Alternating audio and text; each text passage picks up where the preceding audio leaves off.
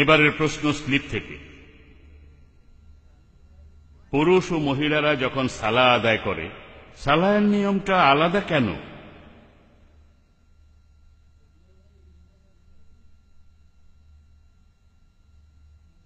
প্রশ্নটা করা হয়েছে সালাহ আদায় করার সময় পুরুষ এবং মহিলাদের সালাহ আদায়ের নিয়মটা আলাদা কেন। আমি আগেও বলেছি যে বাজারে অনেক বই পাবেন যেখানে সালাহ আদায়ের বিভিন্ন নিয়ম কানুন দেওয়া আছে।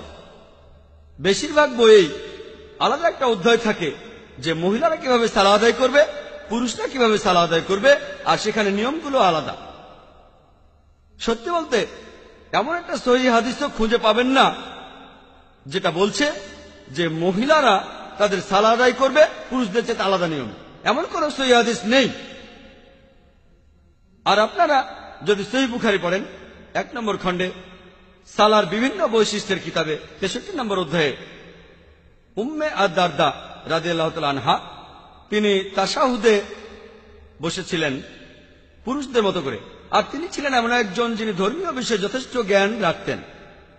এরকম আরো অনেক সহিহ হাদিস আছে যেগুলোর বর্ণনা দিয়েছেন হযরত আয়েশা, নবীজির অন্যান্য স্ত্রীগণও দিয়েছেন, আর অন্যান্য মহিলা সাহাবীরা, আল্লাহ তাদের সবাইকে শান্তিতে রাখুন। আর এর উল্লেখ আছে সহিহ মুসলিম, সহিহ বুখারীতে, এমন বিভিন্ন সহিহ হাদিসে। তবে তাদের কেউই বলেননি যে পুরুষ এবং মহিলাদের সালাহ আদায় করার যে নিয়মগুলো আছে সেগুলো একেবারে আলাদা। উত্তরটা খুব পরিষ্কারভাবে দেয়া আছে। আমার লেকচার আগেও বলেছি, সহিহ বুখারীর 1 নম্বর খণ্ডে বুক অব আজান 18 নম্বর অধ্যায়ের 604 নম্বর হাদিস বলছে।